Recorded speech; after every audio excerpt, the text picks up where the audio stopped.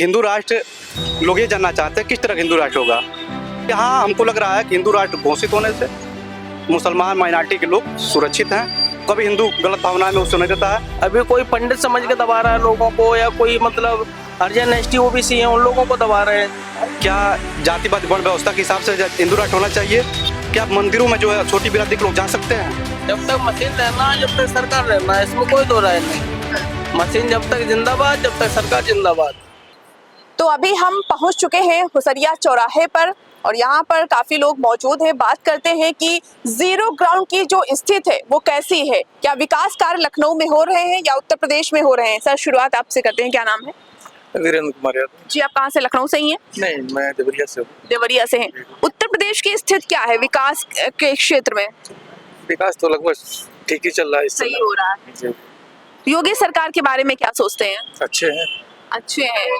विकास कार्य उनके जो हैं गिनाइए थोड़े से, अगर आपको याद। नहीं, हमें उतना तो नहीं है, लेकिन है जितना भी है उनका विकास कार्य अच्छा ही चल रहा है।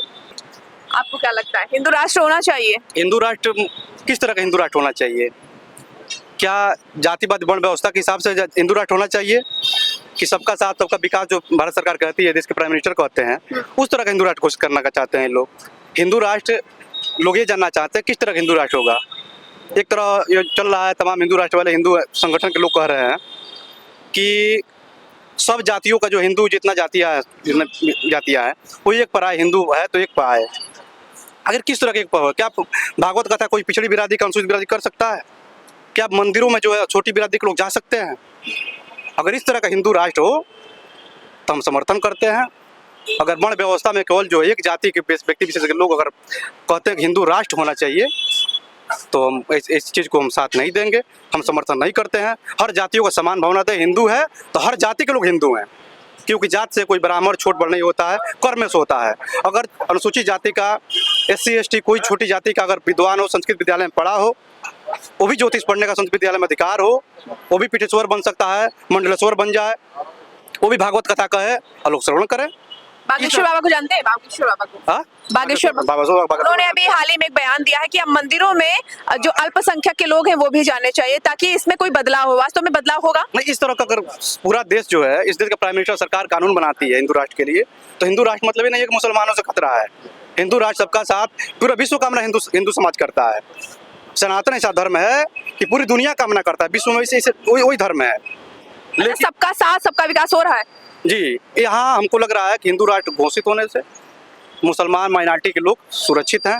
कभी हिंदू गलत भावना में उससे नहीं देता है। चाहे वो अच्छे मुसलमान कंट्री है, वो भी किसी छोट बरबरवा नहीं करता है। वो अदगल गगरी छलका जा छोटी मानसिकता वाले लोग हैं, कम पढ़े लिखे हैं, जो कुरान के बारे में नहीं जानते हैं, जो सनातन के बारे में नहीं जानते हैं, बाइबल वही खुरपात करते हैं। जो उसमें रम गया, सनातन हो या इस्लाम हो, वो तो कहीं खुरपाती नहीं करेगा, वो अपने खुदा और ईश्वर को मानेगा। अगर इस तरह का हिंदू राष्ट्र बनता है कि सबका साथ सबका विकास वाला काम हो, सबका विश्वास वाला हो, हर जाति की व्यवस्था देते हैं, मैं समर्थन करता हूं हिंदू राष्ट्र का। लेकिन किसी एक व्यक्ति विशेष के लिए, एक मंडलेश्वर के लिए और एक जाति विशेष के लिए अगर हिंदू राष्ट्र घोषित होता है, मनुस्मृति लाई जाती है एक जाति विशेष के लिए, तो शायद इस पर पूरा देश हिंदू सनातन खड़ा नहीं होगा। ये लोग खुद पहले से बांट दिए हैं और यही लोग किया है फूट डालो राज करो, दूसरा किसी मुसलमान ने नहीं किया है। अच्छा, बटेंगे कटेंगे इसको किस तरह से देखते हैं? ये बयान किसके लिए दिया गया? व्यक्ति विशेष रूप से है, बटेंगे तो कटेंगे। ये लोग इकट्ठा काहे नहीं कर लेते हैं सबको? बांटे तो इन्हीं लोग है ना, वो काहे बट रहा है? ये लोगों ने बांटा है।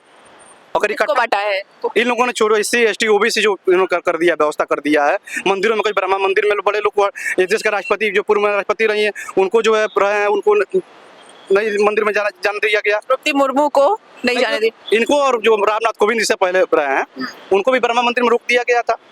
अब कुत्ता बिलार सियार, आपको लगता है कि सरकार में भेदभाव बहुत हो रहा है? भेदभाव तो परंपरा पहले चला आ जा रहा, उसको सरकार को अपनी व्यवस्था के हिसाब से बदलना चाहिए। आज से नहीं है, पहले से ही जो परंपरा वो चली आ रही है। अब धीरे धीरे जो शिक्षा आ रहा है तो लोग दूर होते जा रहे हैं, लेकिन अब वो जमाना नहीं रहा है। अब छोटी बिरादरी के लोग, बड़े छोटे के लोग, सब लोग ग्रेजुएट हो रहे हैं, पढ़ रहे हैं, PhD कर रहे हैं, हर सब चीज़ से PhD हो रही है। उस तरह की भावना हो तो ठीक है। हिंदू राष्ट्र की ऐसी बात नहीं, हम विरोधी है, समर्थन करते हैं। अगर सनातन के हिसाब से, हिंदू धर्म से हिसाब से हो तो, क्योंकि हिंदू धर्म कभी किसी छुआछूत का भेदभाव नहीं करता है।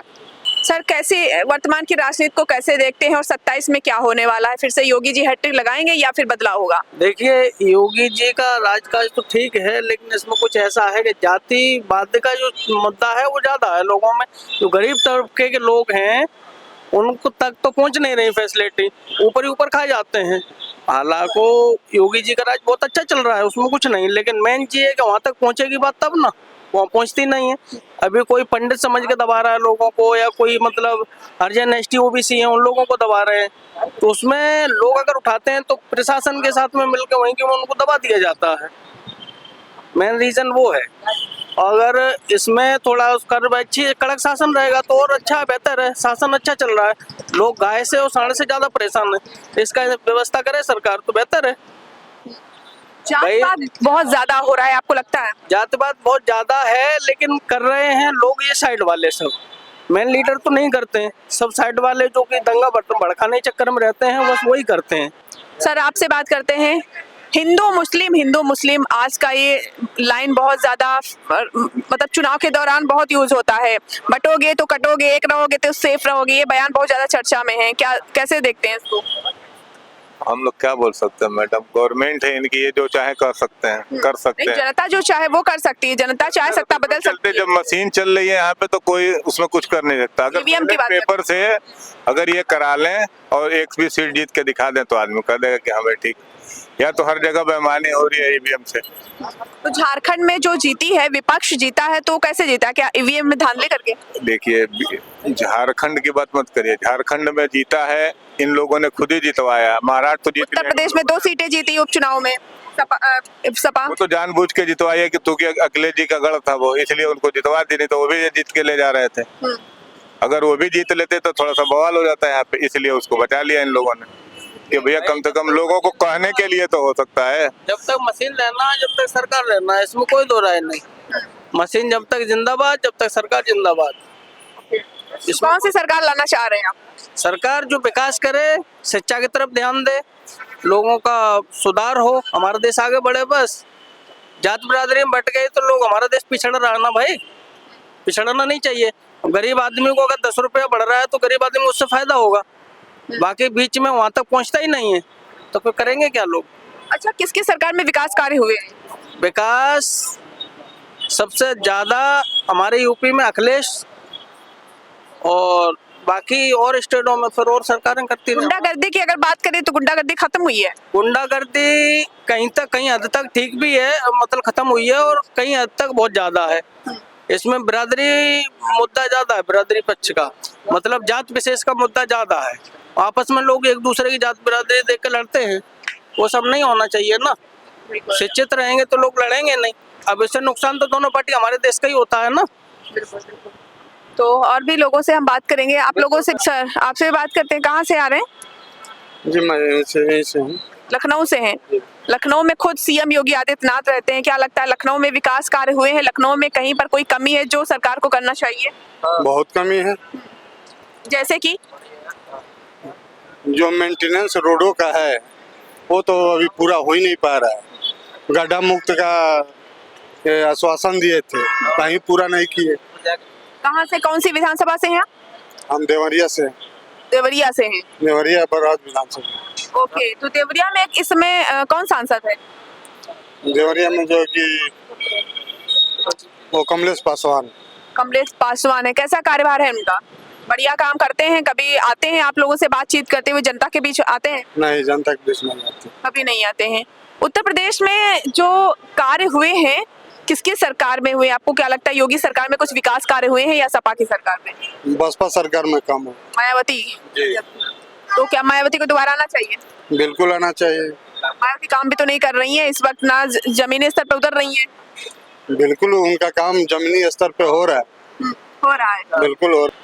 तो अभी यहाँ पर आप देख रहे हैं लोगों की अपनी अपनी राय है, और भी ज्यादा लोगों से बात करने की कोशिश करेंगे कि लखनऊ की जनता और साथ ही उत्तर प्रदेश की जनता क्या सोचती है वर्तमान की राजनीति को लेकर और विकास कार्यों को लेकर।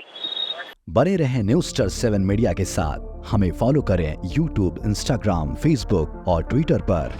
मिलते हैं अगली वीडियो में।